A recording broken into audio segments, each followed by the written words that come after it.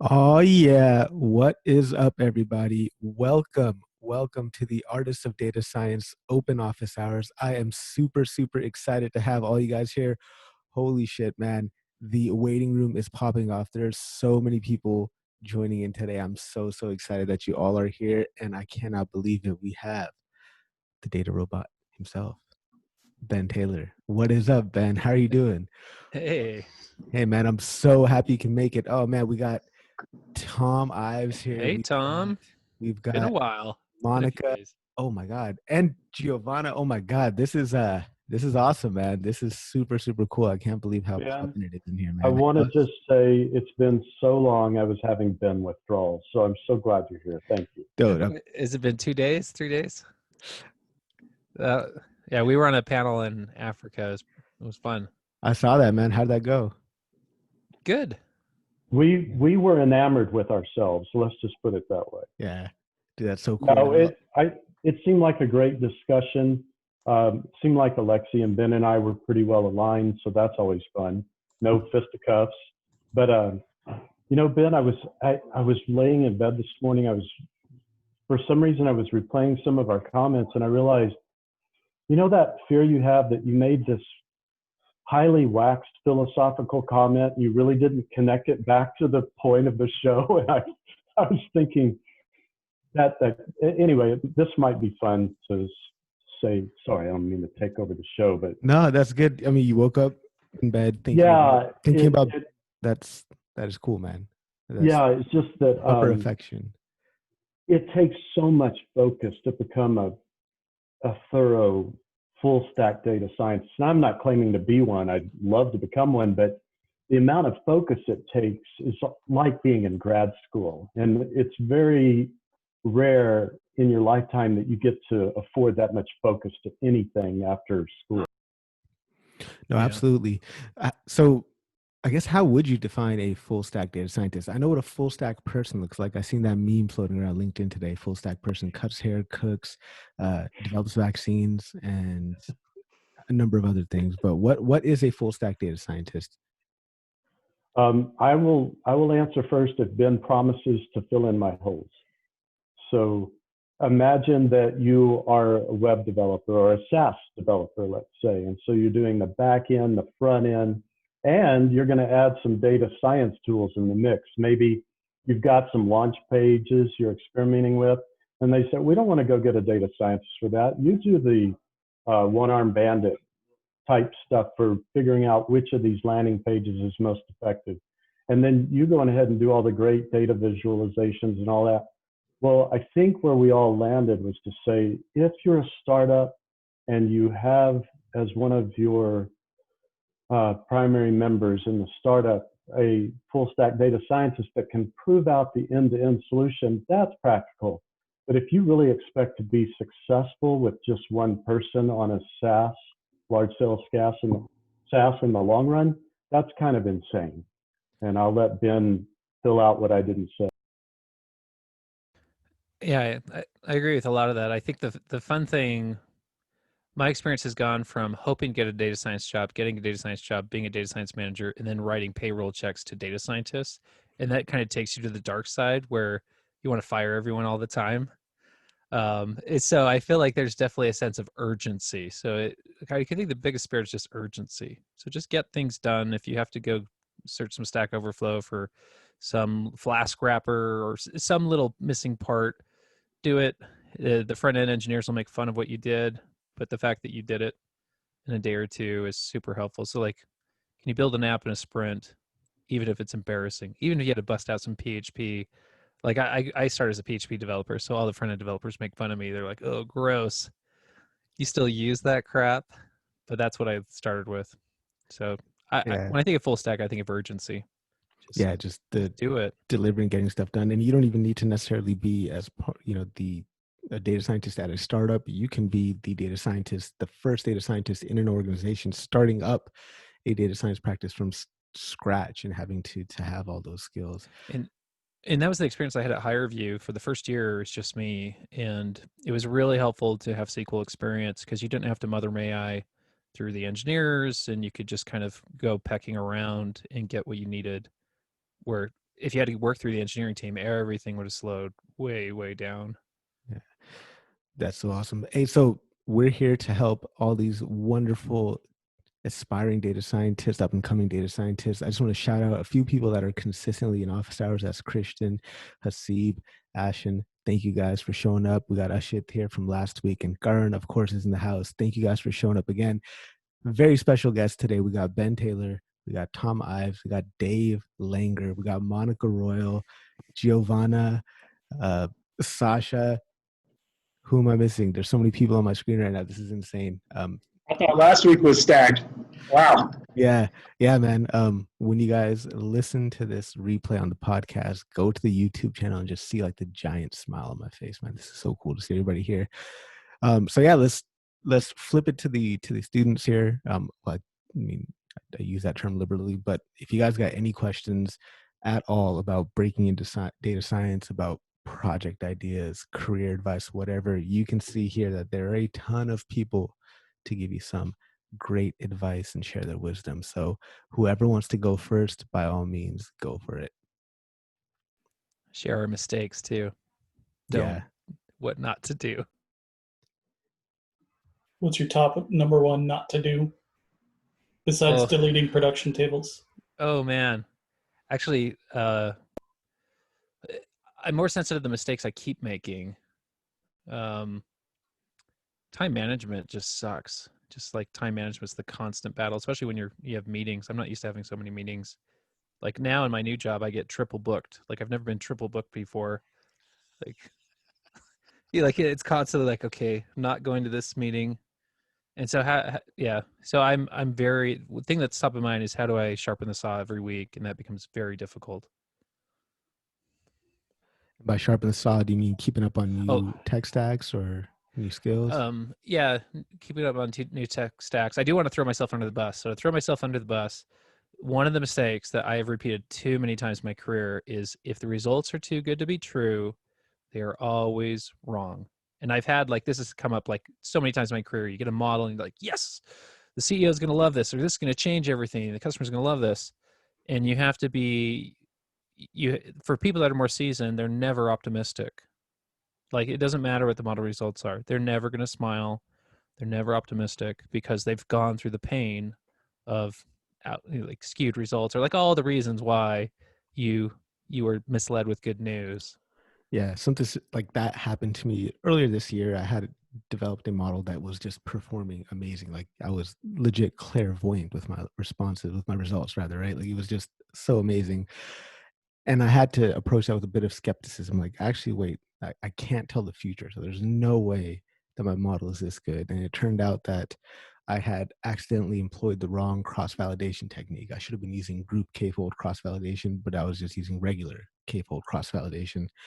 And after making that small little tweak, my results were kind of more in line with what I was anticipating, what I was expecting. But I think that's the importance of just not just always learning and always reading up on stuff, but just doing things, right? Like doing projects and getting exposed to how things are happening in the real world with real data. So you can be skeptical of results like that.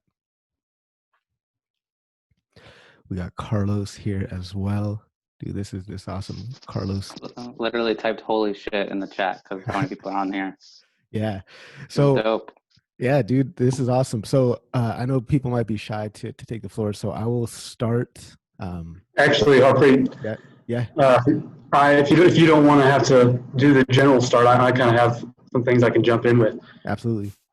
I won't take too long, but I haven't. This is probably only week 2 for me plugging in here, and really probably only the last month or two plugging into the community in general, and just been amazed by how much everybody's willing to share. And this is a perfect example. Looking at all the people here is insane.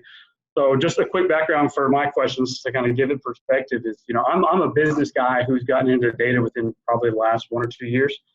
And so, when people talk about communicating with the business stakeholders, that's me. I'm that guy. In my company, we do the commercial management and things like that in my group. And I'm also just really into data. And so probably more recently I decided, okay, I need to get more serious about this because I look around a company like my own, which is a fairly large energy company. And I see that we have done a pretty good job in the last 1 or 2 years of collecting the data from our endpoints and our assets and things like that, talking SCADA data, things like that. We have a good repository of that kind of information now, and so we don't really have a lot of people in-house, let's say, that can do stuff with that just yet.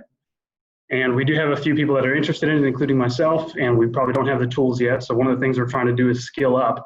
But if I think about trying to spin up like a minimum viable product or trying to prove things out for senior management at a company like mine, people who have done that before, and several of you here I'm sure have, how should I think about approaching a minimum viable product at a company where we have good data, we don't necessarily have the data culture, and maybe at the highest levels of this company, we haven't understood yet how to leverage that? Stay away from machine learning. Harpreet, if I can, I'd like to just throw something out. And I think Dave and I were having some good comment support back and forth from his posts on this, but I like to liken it to a control system design. When you have a feedback control, there's so much wisdom in that for how we interact with our business counterparts, Christian. And if you study those systems, you realize if you don't get frequent enough feedback on your current state and compare that to the state you want to get to, you can get into large instabilities. And I think that is so true.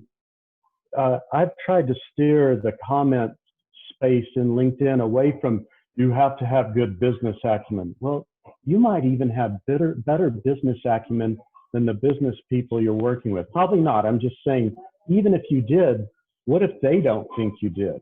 What you're trying to do is build that relationship, find out where they're hemorrhaging, find out where data can help them, and give them just really small, tiny releases, frequent illustrations of where you're going and why, because they'll let you know right away if they understand what you're doing, if they appreciate what you're doing, if they think it's really going to have a chance of helping them. I think the first key for us to get data evangelism into the next stage is to win these people over and to understand we're not earthlings. All of us on the screen, we are barely earthlings, and we don't speak our native languages like our business counterparts do. So by just interacting with them more and showing we care. By the way, I'm being long-winded right now. Just replace everything I said with the 4-letter word care.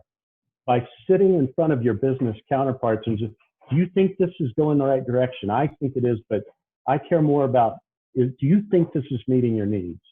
And I'd love to hear what others think about all that. But I just think quit trying to develop it from, to the final version. Show several milestones along the way, even more than you would be comfortable with. I'll pull on that care thread real quick. So one of the problems with machine learning, there's too many things to do. And you're probably looking at that, Christian, when you look at like what's under the hood, you're like, oh, wow, like I got this data, that data, this data. And the vast majority of AI projects fail, but they don't fail because of the technology. They fail because you're working on the wrong problem. And in the spirit of caring, someone's paying payroll. This isn't like a postdoc position where you can, just do blue sky research all year and no value. And so my recommendation, and I'm speaking from a history of mistakes, I've made a lot of mistakes here. Try to shoot for like a 1-month target. Can you find a win in a month with some analysis? There's a really good chance you actually can't budget that time in your normal working hours. You might have to work a little bit late, come in early, maybe work on a weekend. And then when you have the meeting, the temptation is to show all your work. I tried this, I tried that, didn't work, and I'm going to teach you a little bit of statistics. Don't show any of that. Just get right to the KPI. Don't teach them anything and just say, I found a win, it's significant, and this is how we can validate it with experts, not with data science, with domain experts, technicians, or whoever actually knows the data. This is how you can justify what's happening. And what you'll find is you get one of those wins and you're now the superstar. You get one of those wins, money's coming your way, they're willing to take bigger bets. Maybe they'll let you do a 6-month project. And I've seen data science teams blossom, but you have to have the first win. The idea of doing like a 6 to 12-month moonshot. People hate that. From a business side, they hate it. And I think, Ben, correct me if I'm wrong, what Ben's trying to say is what you can deliver to make yourself a hero is so much lower than what you're probably thinking. Yeah, if I could riff on this a little bit as well, and I'm speaking from hard-won experience, which means I screwed things up the hard way and learned. Find just what Ben said exactly. Under promise, over deliver, and the easiest way to do that is find a manager, find how they're compensated, and find some sort of data analysis scenario that helps them make more money, bonus, promotion, whatever. That's what a win is. That's what a quick win is. And once you do that, you're off and running. People love data at that point. They love it. Yeah, OKRs are the new KPIs. So like Dave said, find out what their OKR is. Find out what they're actually getting bonused on that quarter and make that number bigger. Objectives and key results, for those of you guys wondering what OKRs are. Definitely get the book by John Doerr, Measure What Matters. Excellent book. Christian, does that answer your question? Yeah, and then some. And I mean, obviously I'm a business-oriented guy, so a lot of that makes sense to me. I've been on the receiving end of being told about all the inner workings of a thing that I really don't care about. We, at our company especially, have a pretty good feel for the big things that can drive our profits one way or another. And especially in an asset-based company, a lot of it's based on cost and expenses and driving those down, especially in this environment. So that reaffirms some of the things that I thought, and then also gave me a lot more than I bargained for to think about. Appreciate it, guys. Awesome. So I'm going to go clockwise based on what's on my screen. So next, Hasid, any questions? Oh, put me on the spot, why don't you? No questions. I just came to hang out, really. For sure, man. That is always welcome as well. Sasha, how about you? Yeah, I have a question for those who are just entering the data science and analytics field. For recent bootcamp graduates, let's say, there is a common notion that data analytics is a reasonable route of entering data science field. So I was wondering if, what do you think about that? If for about people starting as data analysts and then transitioning into data scientists, or is there a better way of doing that? So leaving the boot camp and starting as a data analyst before getting the data science title. This is interesting. This is a side note. So I have had beef with colleges that graduate their data scientists, and a lot of them end up as analysts. And I see that as a failure of like a formal college, because they haven't prepared them enough for them to go land $110, $20, $30, $40,000 job out of school. So they have to go land at an analyst position and earn. So it doesn't really answer your question. My hope is that the boot camp would be good enough. They get a data science title right out of the gate, and it's competitive pay. And competitive pay is like 120 starting and up. Unless you live in the Bay Area, then it's 150, or I don't know what the numbers are these days. Yeah, I do live in a Bay Area, but it just seems the industry seems so saturated here, and I've been searching for a while. So I was wondering, would it make sense to just adjust my expectations for a while, especially with the job market during the COVID being so wild? Some companies will change your title too. Sorry. So if you land as a data analyst with the right company, they will change your title the first year if you're delivering the value. That might be something you can negotiate. Sorry, I cut someone off. Oh, I was just going to speak because I actually was in this position last year. I did a boot camp. I did the data incubator, and I actually didn't complete the program because I was able to get a data science job. And I think the challenge was that the mini boot camps, they position themselves as like, you do our boot camp for so and so weeks and you'll get a job after this. And I found that that's just really not the case. It's more so they give you the skills to learn, which I definitely needed at that time, but they didn't prepare for like the job market or like the interview process. And I think the interview process for like a data analyst compared to a data scientist are completely different. And so for me, I was already working part-time as a data analyst for a separate project. And so I was able to leverage that into going to a data science role right afterwards. But I think the main thing is like, for me personally, I think it doesn't really like the title, like as you alluded to, like salary wise, the title does make a huge difference.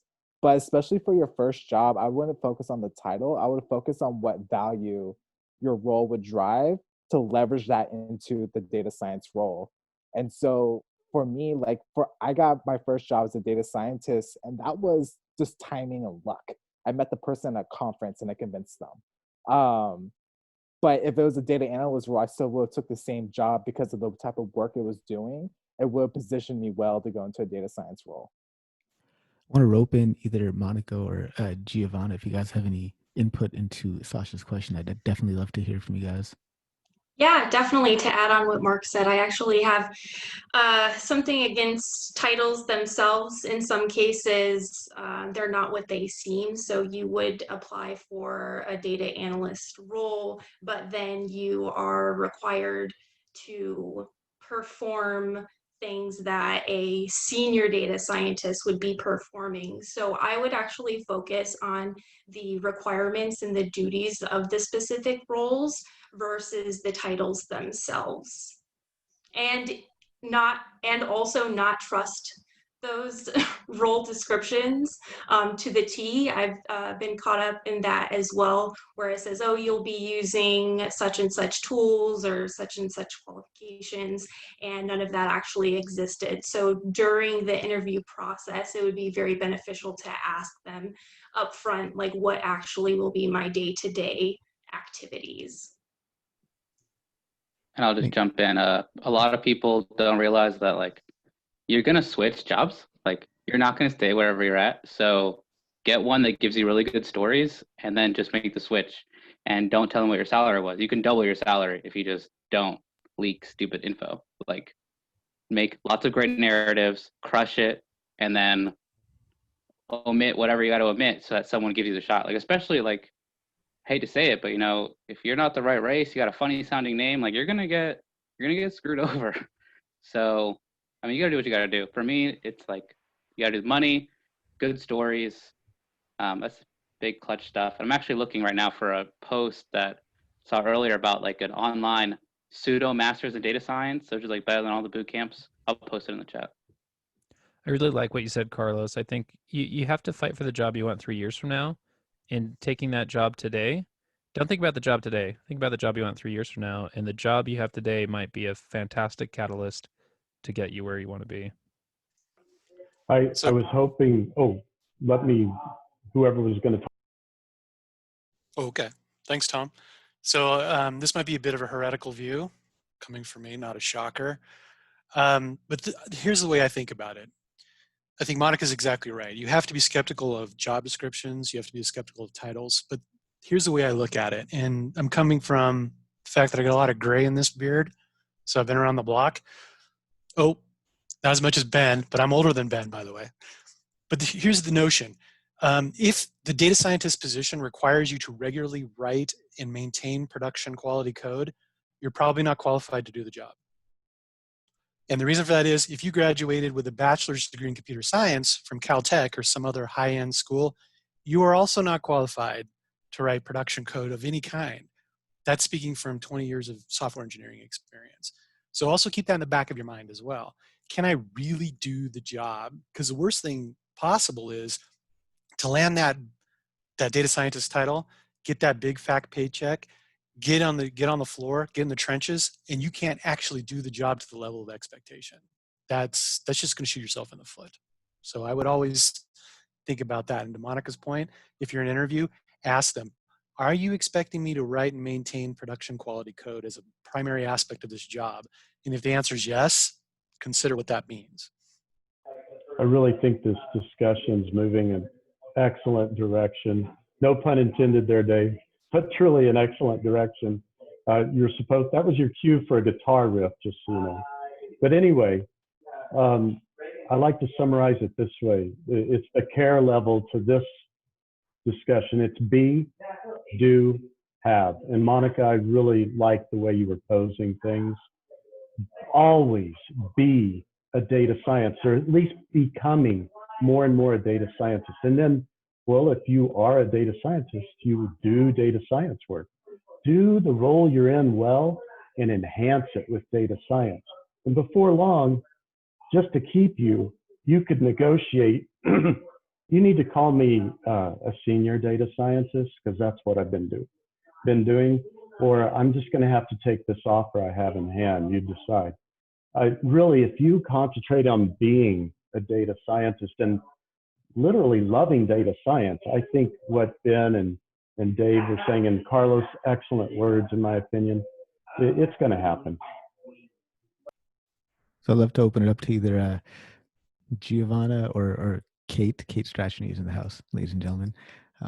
So we're talking about the interview process there. So Sasha, hopefully that answered your question. If not, let me know. And by the way, if anybody has a question, just please type it right into the chat. That way we can keep you kind of next in line. I'd really appreciate that, kind of keep things going. But I mean, there's a good portion of the data science interview process. Obviously, that is all about data science, but there's parts of it that are all about soft skills, right? So can we get your insight, Giovanna, on the need for soft skills in data science? Kate as well, if you guys can chime in. Thank you, Harpreet. Yeah, I think how you present your, Sasha, how you present your skills is an important way of how they are going to consider you for the position. I think this is the most important part, your presentation. And a thing that you have to forget when you are doing an interview is that you are a beginner, because you have to avoid to say, I'm a beginner, I don't have experience. You have to eliminate these words, these phrases, because you have experience. You have do a lot of projects, I think, because in a bootcamp you have had the opportunity of work with other people, and you have maybe you have been part of a team. You have to do a lot of projects, and you have learned from your projects, because when I did my bootcamp, I had a lot of mistakes. I get stuck a lot of time, and I feel this frustration, and I need to ask for information. And when you need to ask for information, you need to look for information, you are training that part of your experience as a data scientist. Because when you are going to work as a data scientist, you are going to connect with other people. You are going to you need to communicate with other teams. You need to ask for help. You need to ask for advice. So you are training your soft skills to be prepared to be an excellent data scientist. So I think when they said, oh, and what is your experience? You go and talk about your projects. The phases that you have to do where you building your first model, or maybe the things that you learn when you do your first deep learning model, you can talk about that, because that is your experience. That is the things that you have to present. And then, one thing that I always said is, if you have projects, you are better than a lot of people that think about, and they have a lot of ideas, but they don't finish any project. So a person who has projects finished, that they have a repository that can show things that they have done, they are valuable, because they are able to finish a project. So you have to present yourself in that way, that you are a professional, that you have experience. Maybe you don't have experience in a company, but you have experience doing projects as a data scientist. I think you have to present, and the best part of this, and the thing that you have to keep in mind, is that you have to believe in yourself. If you believe in yourself, when you're going to present to an interview, they are going to believe in you. So you first have to believe that you are a data scientist, and then they are going to see this on you. Confidence is so challenging in the interview, because people that land one data science offer, they'll quickly get 2 or 3 more because they have so much confidence. And people that are struggling to get the first offer, that comes up in the interview. And no one wants, it's like dating. If no one wants you, no one wants you. If everyone wants you, everyone wants you. And so people that interview a lot and get good at it, they have the confidence, especially if you can get a job offer, like as an analyst. So confidence it's the maker or breaker for people in the interview process. And you don't even need to have actual job interviews lined up to get interview experience. Like, do mock interviews, right? Like, go on to any one of my posts, and if you see people commenting on there or liking it that are aspiring data scientists or whatever, hit them up and just say, hey, can you hook me up with a mock interview? Reach out to people in the community in LinkedIn and just get mock interviews to practice mock that. interview. There you go, guys. Hit up Carlos for mock interviews. He will. I was going to You're say, gonna Giovanna. you're gonna regret saying that. No, I'm not. I did 250 resume reviews this year. Yeah. I'm doing if you send it my way, I'll look at it. I promise. Giovanna kind of attacked me though with the people who finish projects are more valuable than people who have a lot of ideas. I was like, ow, I was just saying, I can't finish anything that I start for some reason.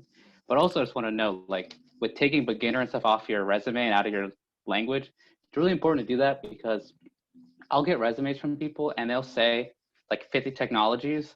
And then I'm like, okay, you don't know 50 technologies. And then I'll see resumes where it's just like Python intermediate, R beginner.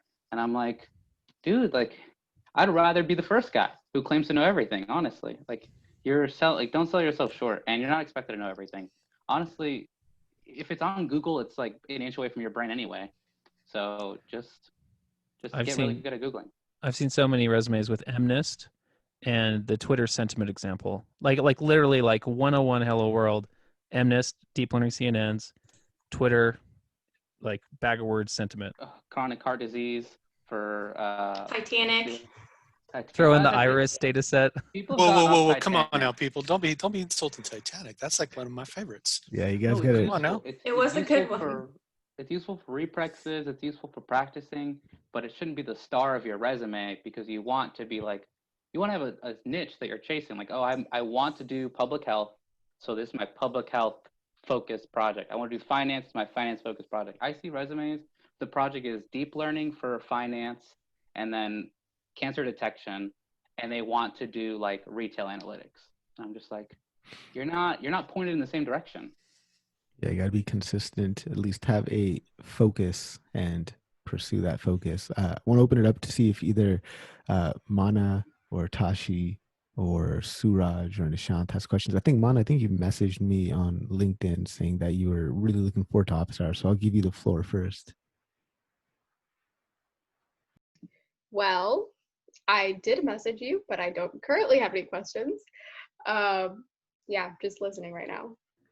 Right on. Well, enjoy the chatter. Eric has a technical question in the chat. Okay, yeah, definitely. Eric, if you have a question, go ahead. I don't see you. Unmute yourself, and there, you're in the middle. All right, unmute yourself and go for it. Yeah.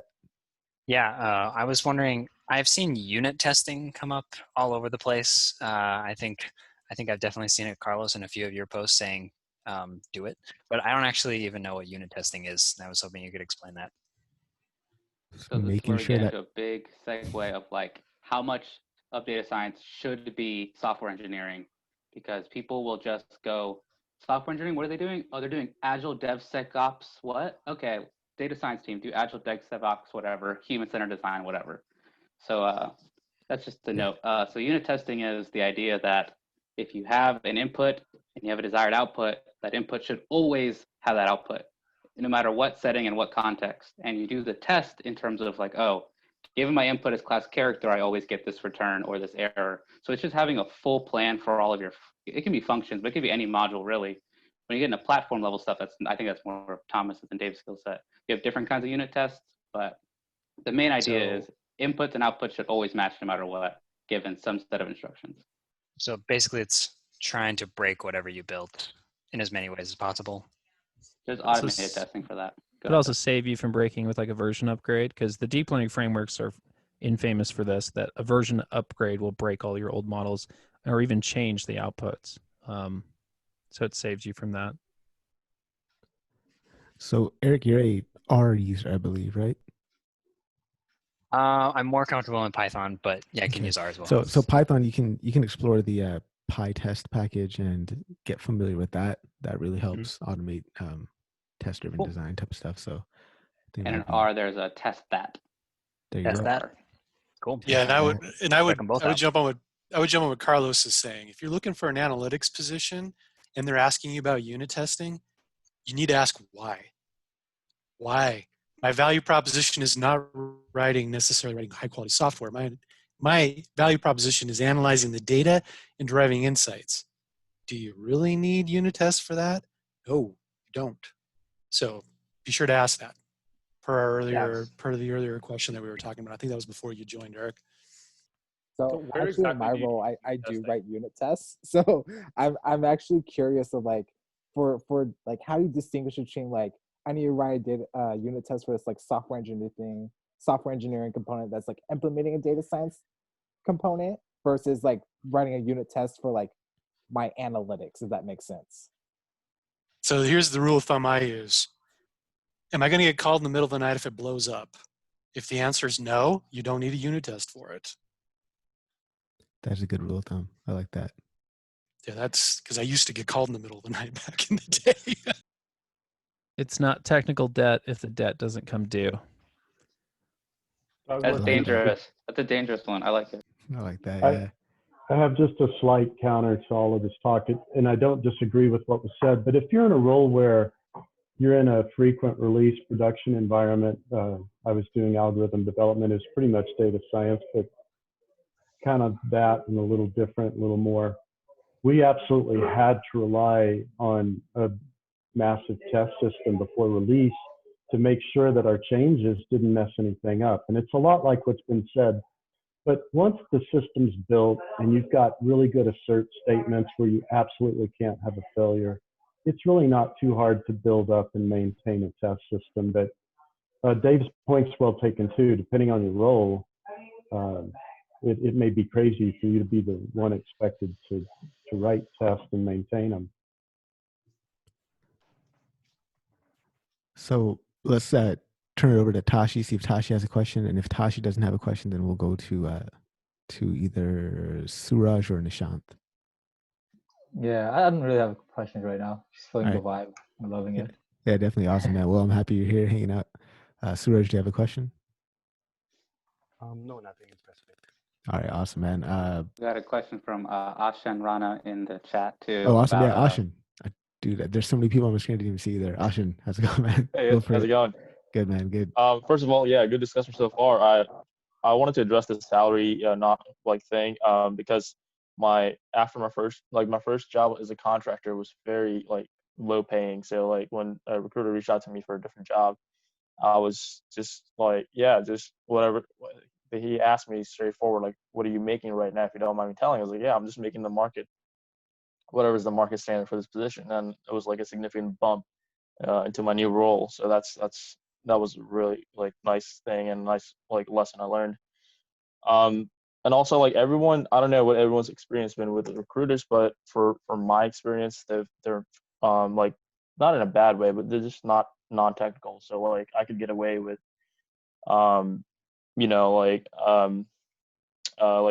like talking about not getting into the weeds with technical stuff. Just letting them know, hey, yeah, this is how I am as a person. If you think it's a good fit, let me know. Like basically. But my question was from this post I saw the other day that Jason Kranz posted on LinkedIn. Basically, let's see, oh yeah, so yeah, he was just talking about a significant shortage of business domain experts in the data science and analytics space.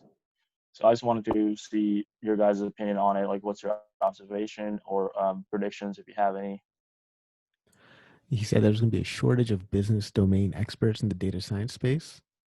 We have a significant shortage of business domain experts in the data science and analytics space. That's what he said. Yeah, I think that's because people are just learning all the tools, but not figuring out how to apply them. So going back to Carlos's point, it's okay, quit doing the Titanic project and, heart disease classification or whatever, and niche down, right? Like understand that there are different industries, do some case studies, learn what problems those data scientists in the industry is facing, and then try to replicate those problems. I see Garan has some input here. Go for it. Hey, yeah, I had actually a question about, that transition from a data analyst position to, let's say, considering I want to move towards a data scientist position, and considering and that was the question for the larger group was, of course, a lot of what I might be able to explain would be, my personal projects, everything that I've done apart from my work, because I don't use like a lot of statistics, even SQL. So it's a lot of Tableau and other tools, basic data analysis tools. So I want to understand, like from an interviewer perspective, is it um, uh, in any way going to affect, it has to be, for example, different data scientists who have been in that position before versus somebody who is trying to switch to that position.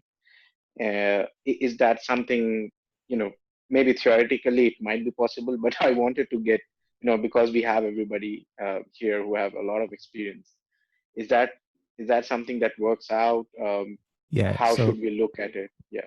So let's do this. Let's first get Ashton's question answered, and then let's get to the core of what your question was, because I feel like there's a lot going on there. So to address Ashton's question, does either Ben, Carlos, Tom, Dave, Giovanna, Kate, anybody want to chime in and say, is there Well, I wonder if it's just kind of riding that theme or that wave. Because if I'm speaking, I say data scientists struggle with communication and business acumen. Everyone's like, yeah, we've known that for a few years now. So I wonder if it's just that a continuation of that. Where my quick answer to this is, I think data scientists need to start. They need to stop trying to own the business acumen in the domain. Just get the people in the room. Who are the subject matter experts? Who are the people that care? Who are the people that can actually validate the results? Like move way past a statistical validation score. What's the KPI? What's the dollar amount you're saving? And if that person's not at the meetings at the beginning and the end, then you have a problem. And I don't see that as a data science problem. It's more networking and working well within an organization. Yeah, I would wonder, to the point of Ashton's question, and by the way, I tend to agree with most of the things that Jason Krantz posts, by the way. And if you've seen my responses to his posts, you know that.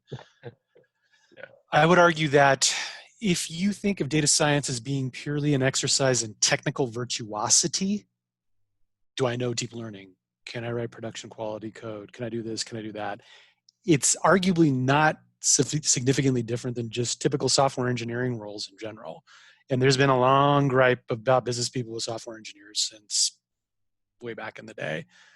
If you're interested in using data to drive business results, call that a data analyst, call it a data scientist, I don't care, it doesn't really matter. If you want to use data to drive business results, of course it helps if you know the business, of course.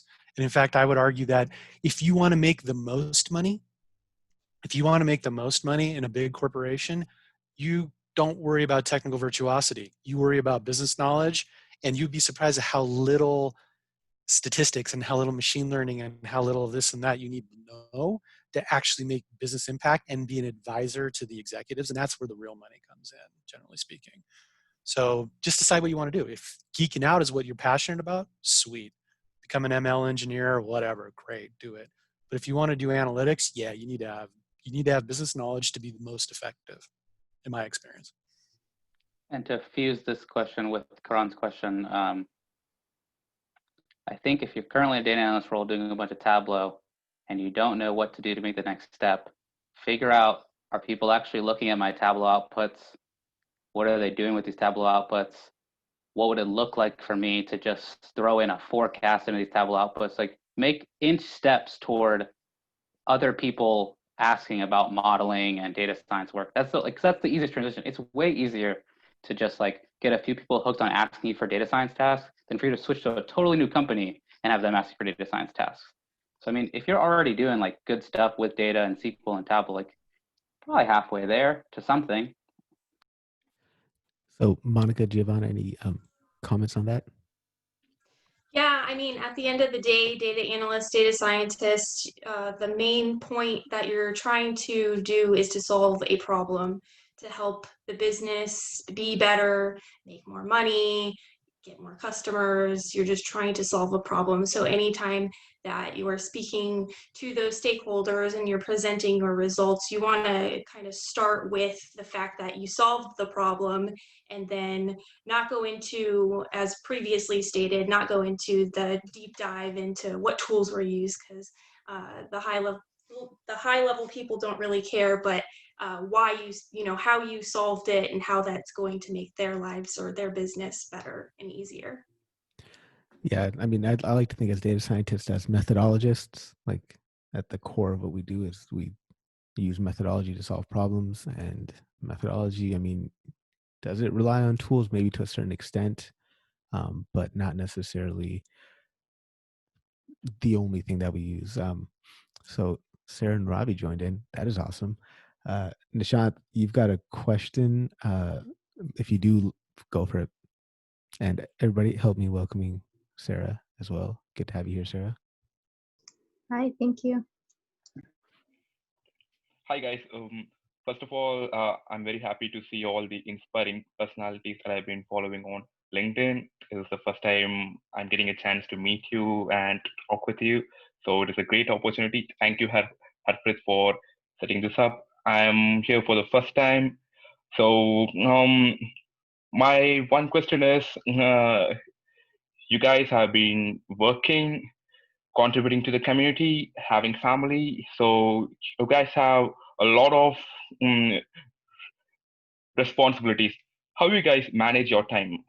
I know many people have been talking on this topic, but I want to hear more about that. Can you give some inputs on how you manage your time? Do you work on specific days on your content? I just want to hear some inputs on that. Yeah, definitely. So Let's hear from days. Oh, Sorry. go for it. I was going to make a bad joke. So these days it's sleeping at 2-3 o'clock in the morning after studying, and then having like 6 cups of coffees during the day.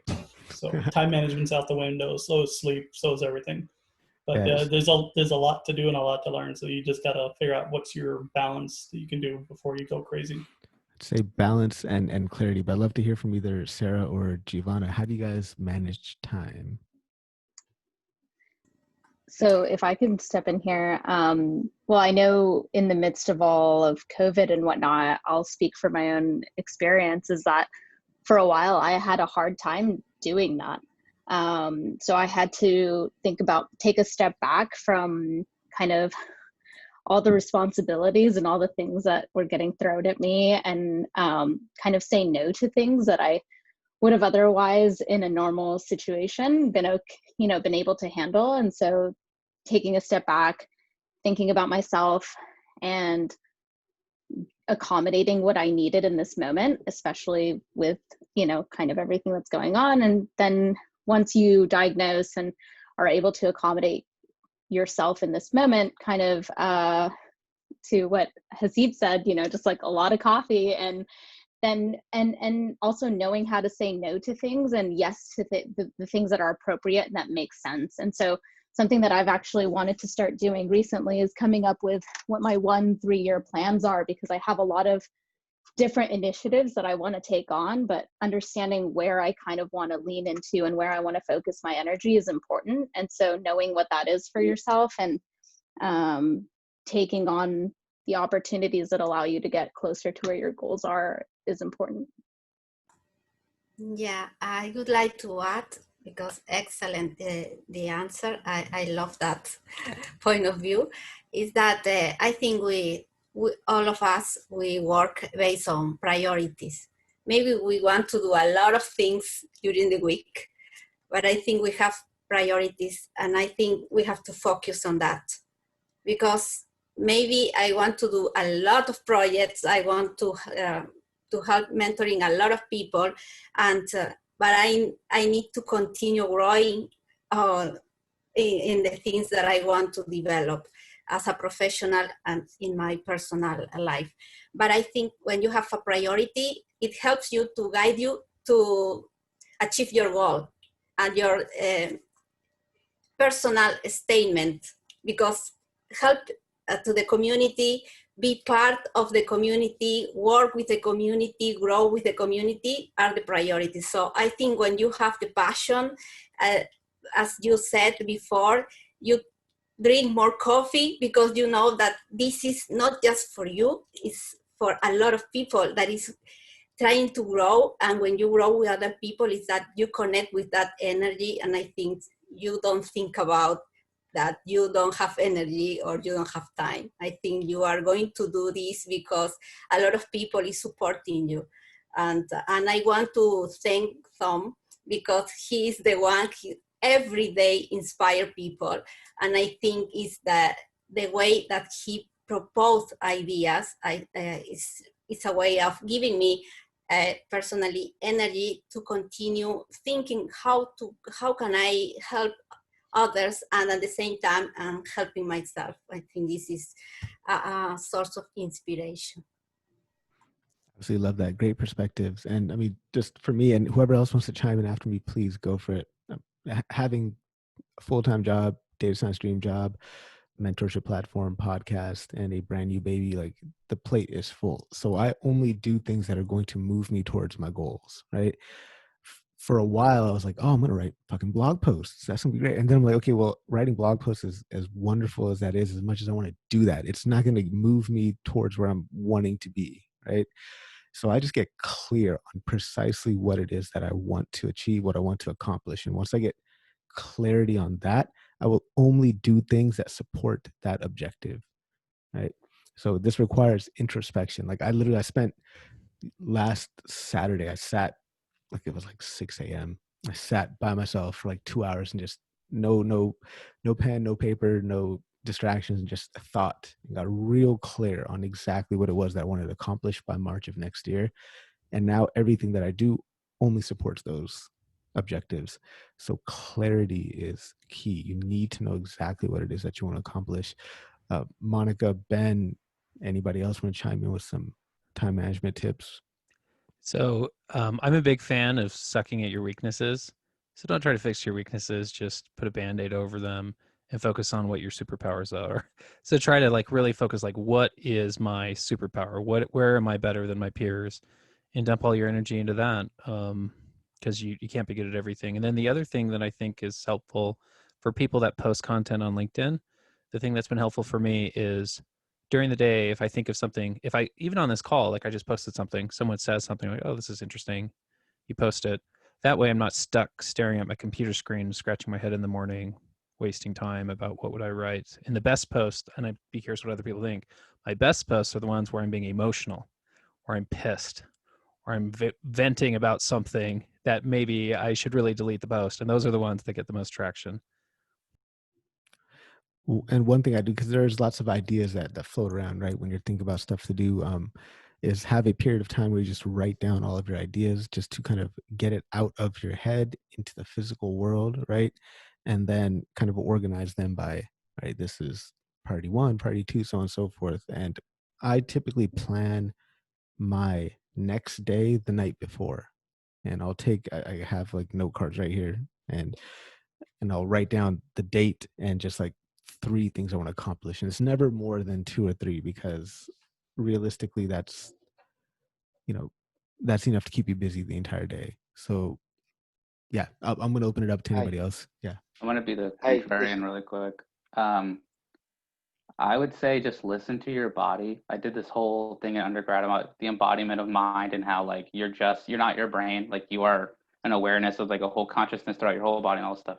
And the idea is just like, if you're not feeling like doing something, just acknowledge like, oh, I can sit here for 2 hours staring at this IDE, or I can go take a walk and like go read a book and do something else. Like just listen, like leverage your flow state. Like if you're like super productive, you're like in the zone, stay in the zone as long as you can. But if you're not in the zone, like don't just sit there and waste time beating yourself up over not doing stuff. Like my mentees will waste 2 weeks being mad that they didn't get me an analysis that I asked for in time. And I'm like, wait, you wasted 2 weeks because you didn't finish something? Like if I steal $10 from you, do you delete your bank account?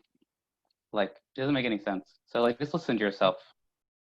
I don't plan any of my days. That's my big note. I don't plan anything. I'm just goofing around. So I'm a big fan of like simple rules, like just like, they're almost even cliche. So like one, and by the way, I think this is, everything I'm about ready to say is actually more than just about whether you want to be an influencer on LinkedIn or whatever. It's also about if you want to work in applied technology in the business environment. I think all three of these things are exactly applicable to both sides. One, it's not a job, it's a lifestyle choice. My background's software engineering. That's how I started back in the day. I was a software engineer.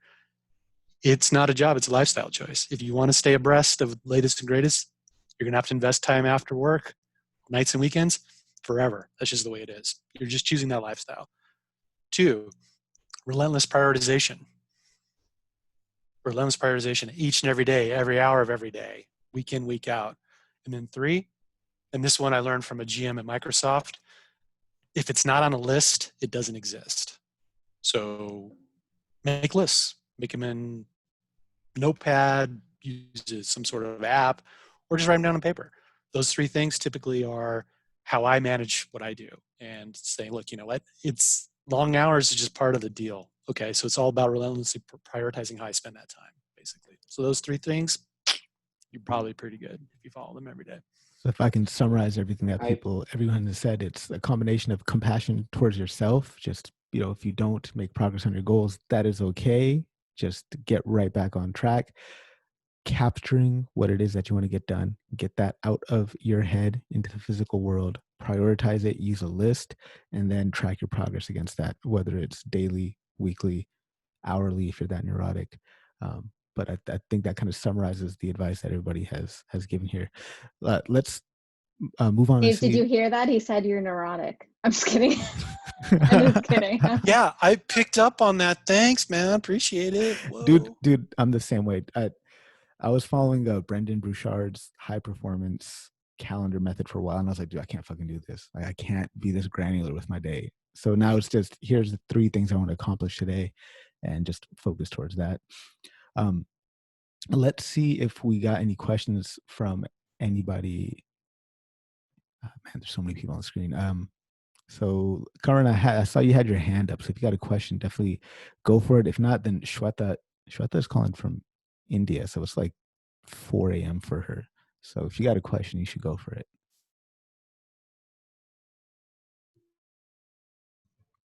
Hi, I don't have any question. I'm just here to like listen to everybody. Awesome. Thanks for joining. I have a question that's technical if no one else does have one. Go for it. Yeah, so I'm on the ground floor of a new client. They have no formal data collection, no data storage, no real plans. All they know is that this data is fundamentally spatial and they need network analysis done. And I have no clue what to give them that will make sense to them.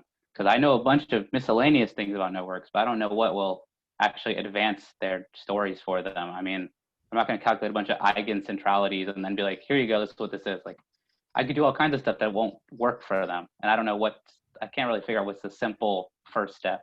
What's the data type? It's like under an NDA. It's like international migration patterns for different disease outbreaks. So like you have like developing world, like the data is very narrative heavy. It's not formalized in any way.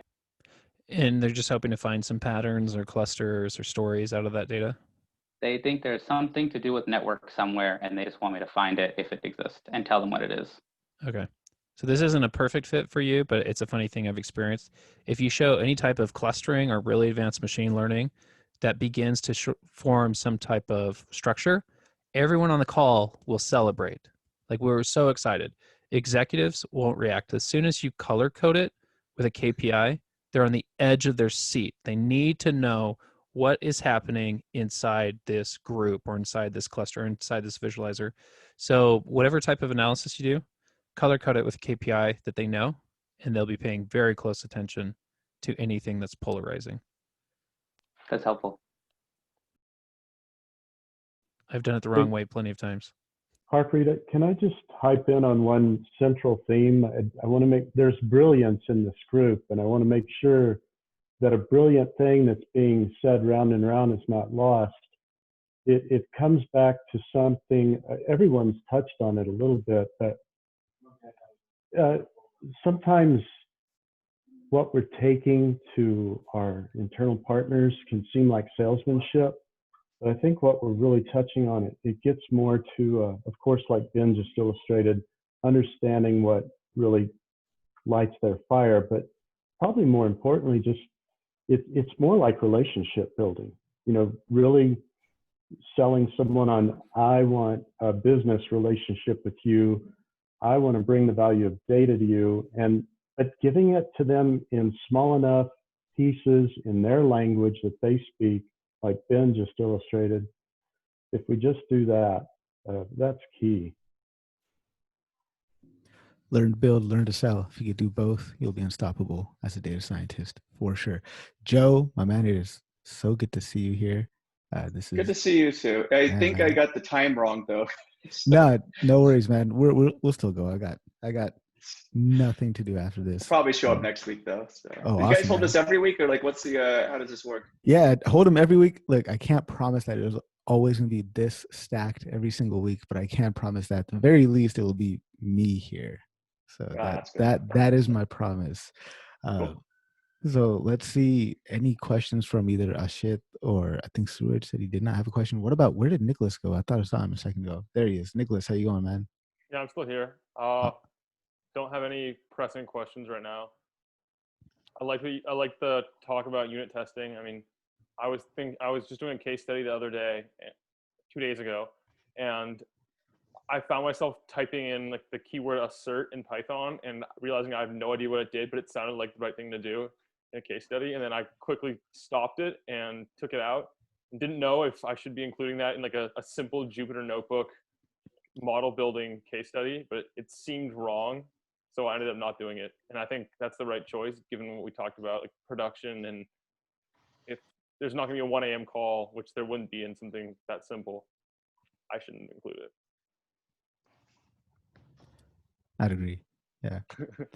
One resource that I really enjoyed that helped me kind of understand, like, I mean, I don't do hardcore testing with my code, but something that really helped me was, I think his name is Ted Petro, Dunder Data. He had a course that was building a an analytics or data analysis library from scratch. And that was done heavily from the test-driven development aspect of things. And that kind of just gave me an appreciation and awareness for how that fits into the data science lifecycle. So definitely, if you guys, it was like $10 or something like that. It was super cheap, but well worth it. Will you type his name in the course or the module name in the comments? Yeah, I'll definitely do that. Yeah, so I just feel obligated to say something here, and yeah, I might lose all. If I had any respect from anybody here, I might just lose it all, and it's okay. I'm gonna go for it anyway. I used to be the guy, the software architect, the team lead, where we would have a hat, and if anybody broke the build because of a unit test failure, they had to wear essentially the dunce hat. So I'm just using that to establish a baseline for what I'm about ready to say. I have not wrote a unit test in years.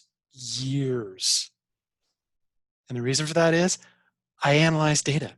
I don't build production software systems. I analyze data. Okay, so I know about unit testing. I know about software engineering. And I also know when it's not actually needed and when it's overkill and it's not effective for the business from a cost and time perspective. So I would just advise everyone just to think of that in those terms. Software engineering is not free. It costs money. It takes time. Is it really worth it? Just think about that. Although I would say, to add to that, not in a dunce cap way, like some of my friends worked on this new package, it was Great Expectations. So sort of unit testing your data for data quality. So we find ourselves more and more, I think, suggesting that people use this as just a way to sanity check the outputs of your data. So might be something worth checking out. But to Dave's point, there's a certain threshold, right? Say you're not writing software, you're analyzing data, right? So, but that said, thankfully there are tools out there that allow you to test your data now. So that's pretty cool. Would you say that's? Oh, sorry. When I was about to say, if I was in Joe's world as a data engineer, I'd be back to writing my DB unit tests just like I used to do in the old days, right? But luckily, I'm an analytics professional. I got people that handle that. If you got other people handling it for you, just forget it. Just do your job. So. Well, why waste brain cycles, Dave, if you're learning better at something else? Like if you're really good at analyzing data, get better at analyzing data and don't waste hours and hours and hours of time writing unit tests. Like so the thing that people don't really talk about that much openly is we are all dying. Like literally, like we have 2 billion heartbeats in a day and some of them are coming sooner. Every breath we take is closer to the end. And so spend time working on things you like. Don't write unit tests if you don't need them. You know, we're smarter than that. Anyway. No, I absolutely love that. Like, not to go off the deep end here, but it's like contemplate mortality every single day. Remind myself. I like translating failed models into life lost. So yes. You died a little bit with that failed model. I was going to ask a question. Would you say that unit testing, test-driven development is more important for data engineers than it is for data scientists? But going based on what Dave was saying when he was talking to Joe, it seems like that's the case, right? I think it depends what you're doing in data engineering. There's sort of a continuum with data engineering where on one spectrum, you're possibly writing a lot of code or using open source libraries and appropriating those. So there's a code heavy version, and I would definitely suggest writing unit tests or regression tests or any sort of tests to make sure your system works. Not doing that, I would say, is professionally negligent and you should get fired for doing that. That said, there's a lot of managed services out there where engineers on teams just kind of do this for you and you can pay them to do this. And the way I see things going now, we just recorded a video on this on Monday, but sort of the continuum of really writing code versus using managed open source versus just using third-party tools. I think if you can get away from it, like Ben's, to echo Ben's Grim Reaper point, if something is not in your core competency, why don't you just pay somebody else to do it? Like the argument I always use is when you need to get new tires for your car, like do you just make those from scratch? Like do you go to this, do you download the plans off the internet and like go to the tire parts store and just like mill them and make? I don't think anyone does that in this group, right? So why would you do that with your with things that aren't in your core competency? So, but that said, if you have to write code, write unit tests. It's as simple as that for engineering related stuff. So if you don't, then I guess I don't know. It's an investment in your time. So you can invest the time up front now to avoid, I guess, alarming things happening to you later. So let me open this up to either Monica, Giovanna, or Sarah. What are some things that data scientists are not good at, but they probably should start getting good at?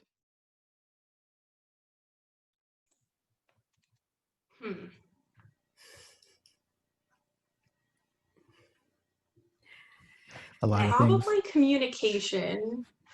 As I and pause forever.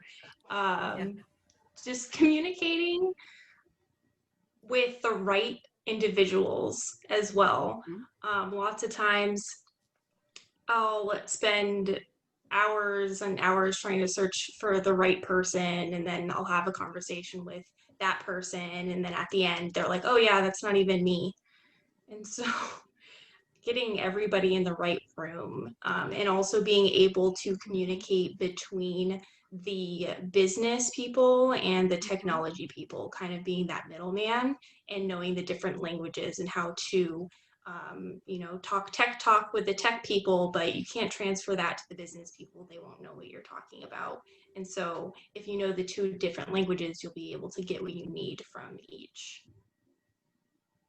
Yeah, totally agree with Monica. And I think you have to think when you prepare your visualizations, all the things that you have to show to your stakeholders or your team, you have to think in your audience, who is the people that Monica just had said that.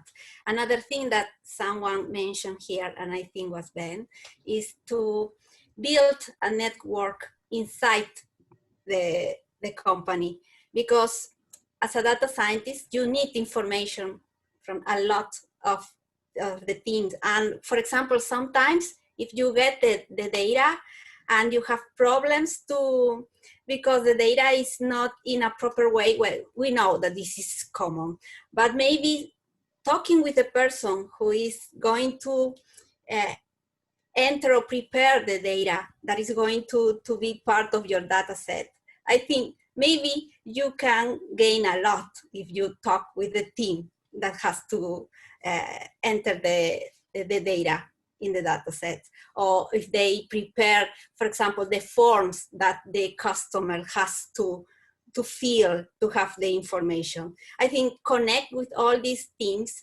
Maybe it's not just to send an email.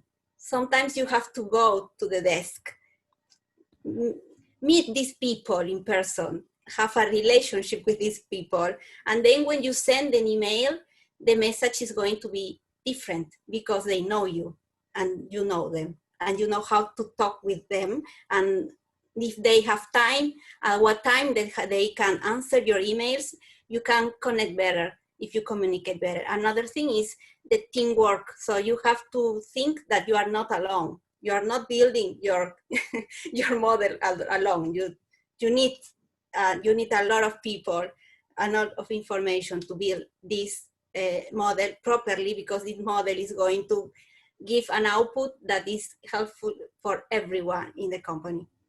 I absolutely love that. And I think another important point is the ability to ask questions and find problems. I think, Sarah, I'd love for you to speak on this, because I absolutely love your headline on LinkedIn where it's question everything, answer with data. Do you think data scientists need to develop their question asking abilities? And if so, how do they do that? 100%. One more thing that I wanted to add to what Monica and Giovanna said was that sometimes the companies are, it makes it that, so what they're saying is basically that communication and relationships is a big part of your success as a data scientist, data analyst, wherever you sit in the company. But sometimes the company by design or by construction is created in a way where there is isolation, and it's a lot harder to break the barriers and get to the people who are your end stakeholders. So there's a lot more effort that needs to be made, I think, from depending on where you sit in the company to forge those relationships. And so, like, for example, I work on the revenue strategy team, and I'm very connected to our sales team. So the models that I end up producing versus the, the engineering or data science team that is a little bit further in relation to the sales team end up, making naive assumptions potentially, because their involvement and their kind of relationships are a little bit more spread out. So depending on where you sit, you may have to, put in a little bit extra time and effort to create those relationships. In terms of curiosity, yes, I think this is huge. I think one thing we don't do well enough that I try to encourage, and even when I was instructing, is that, you can learn the tools, and the tools are a means to kind of getting the result that you want. But if you don't know what you're aiming for, and you don't know what questions you're asking, and you're not helping guide the conversations in the right way, it ends up being a lot of, unfortunately, wasted time potentially on things where the KPIs, the success metrics, weren't defined up front.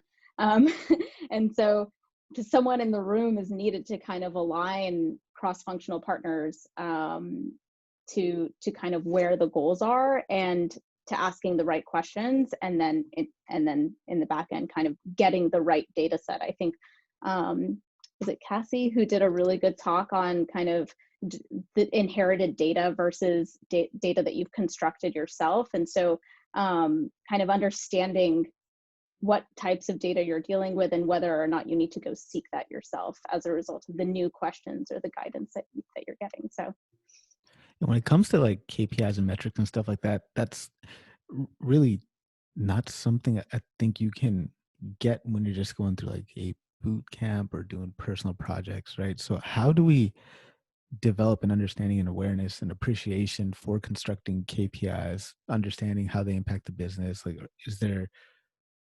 do we read reports from companies, look at their financial reports? Do we read, like, you know what I mean? Is that question making sense? Yeah, I want to say a lot of this, I mean, probably other people have opinions on this as well, as I read a lot, especially in the domain that I work. And from that, I just generate conversations, whether or not people are initiating them or not. I just start creating conversation where I feel like maybe the response is just like this group, right? It's like we all value each other's opinions. How can we just put questions out there, things that are on our mind, and just having a discussion about it? And so I would just say, continue to read up, even when you don't feel like reading something. If it pops up in your email, just open it. Open it, see if it's interesting, and then maybe try having a conversation with people about it. Cool. Can I jump in really quick? Yeah. So I get a lot of emails from potential vendors, and they don't do their research. They don't know we're a consulting firm, that we're not relevant for them. Anyway, but what I'll do is I'll like actually ask them, can you give me a case study of what you've done for others? And what I've gotten is like crazy useful case studies that I've been able to use in my business development. I'll do informational interviews with their team, learn about their products. And then I'm like, oh, like I have a best friend at Mapbox. I have a best friend at like all these other vendors. I have Data Robot, whatever. Well, not Data Robot because Michael left. But anyway, so yeah, I mean, like it's really interesting how much information people will just give you for free that are like super usable. So like follow those emails, meet random people in random industries. Like networking's so useful. I think that was relevant. Sorry if it wasn't. No, definitely relevant. So I'll open it up for maybe like the last question here, and if not, then we'll wrap it up, guys. Thank you so much for everybody that came out. Last minute questions. Now is the chance. Where are you gonna put the chat notes? A lot of stuff Chat, has been happening in the chat. yeah, definitely chat notes. They're going to be saved in the show notes, both on YouTube and on the podcasting. I'll delineate them with a bunch of asterisks so people can read them. But yeah, I mean, thank you so much, everybody that showed up. I was not expecting like the entire LinkedIn community of data science influencers to show up at one place at one time. That's mind-boggling. But thank you so much for coming through. And I hope you guys show up again in the future. We've got office hours again next week. Even though it is Black Friday, I live in Canada, so whatever. It's just a regular Friday. And then we've got like a few more of these office hours left for the year before we take a break. I'm looking at the calendar. Last office hour before break is going to be on December 18th, and we'll take a break for a couple of weeks, obviously, for Christmas and New Year's. Thank you so much, everybody, for showing up. Hope you come back. Super happy to have you guys here. Take care. Have a good rest of the weekend, and we will see you around. Thanks, everyone. Thanks, Harpreet. Thank you so much for putting this on. Yeah, thank you. Absolutely. Yes, Bye. Thank you. Everyone. Bye. Bye. Bye, everyone.